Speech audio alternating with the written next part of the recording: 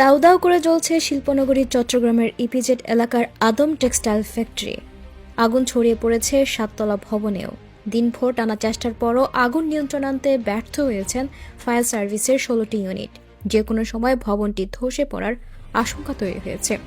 হ্যাঁ দর্শক, চট্টগ্রাম সিপিজেটের এমন এক ভয়াবহ অগ্নিকাণ্ডের ঘটনা ঘটেছে যা দেখে আতঙ্কে কেঁপে উঠেছে পুরো দেশ।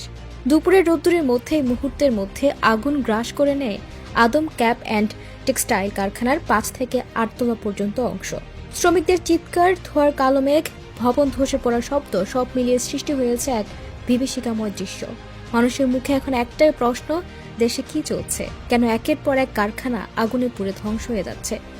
তবে এখনো পর্যন্ত হতাহতের কোনো খবর পাওয়া যায়নি। এর আগে দুপুর 2টার দিকে Adams caps and textile limited ও জিহং মেডিকেল কোম্পানির গুদামে আগুন লাগে। অ্যাডামস তোয়ালে ও ক্যাপ আর জিংহং মেডিকেল সার্জিক্যাল গাউন তৈরি কারখানা।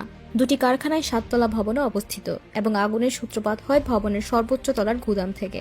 ঘটনাস্থলে দেখা যায় ফায়ার সার্ভিস ও নৌবাহিনীর সদস্যরা আগুন নেভাতে প্রাণপণ চেষ্টা চালিয়ে যাচ্ছেন। চারপাশে ছড়িয়ে পড়েছে ঘন কালো ধোঁয়া। আগুন ধীরে ধীরে 6 ও 5 তলায় ছড়িয়ে পড়েছে। ভবনের আশেপাশে উৎসুক জনতা জড়ো হয়েও সেনাবাহিনী নৌবাহিনীর সদস্যরা তাদের নিরাপদ দূরত্বে সরিয়ে নিচ্ছেন। এক পর্যায়ে এক নারী শ্রমিককে গাড়িতে করে নিয়ে যেতে দেখা যায়। শ্রমিকদের ধারণা তিনি আগুনের ধোঁয়ায় অসুস্থ হয়ে পড়েছিলেন।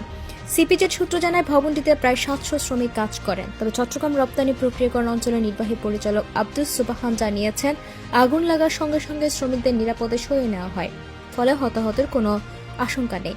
জিহং মেডিকেল কোম্পানির শ্রমিক মোসাম্মদ শিপা বলেন, যে জায়গা থেকে আগুনের সূত্রপাত সেখানে সাধারণত নারীদের যাওয়ার অনুমতি থাকে না। আমি 5 তলায় কাজ করছিলাম। দুপুরে খাওয়ার পর হঠাৎ উপর থেকে কেউ চিৎকার করে বলে আগুন আগুন। চিৎকার শুনে আমি ও অন্য সবাই দৌড়ে নিচে নেমে আসি। কোম্পানির সুপারভাইজার ফাহিমুল মাহমুদ ভুইয়া জানান, আমি তখন 4 তলায় ছিলাম। হঠাৎ একটি জরুরি অ্যালার্ম বাজতে থাকে।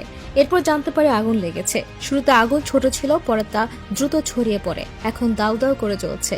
ফায়ার সার্ভিসের চট্টগ্রাম অঞ্চলের উপপরিচালক মোহাম্মদ জসিম উদ্দিন বলেন, ভবনের ভেতরে দাহ্য পদার্থ থাকায় আগুন নেভাতে ব্যাগ পেতে হচ্ছে। কারখানা মালিক পক্ষ জানিয়েছে ভেতরে কোনো শ্রমিক আটকে নেই। চট্টগ্রামের এই ভয়াবহ অগ্নিকাণ্ড এখন পুরো জাতিকে নাড়িয়ে দিয়েছে।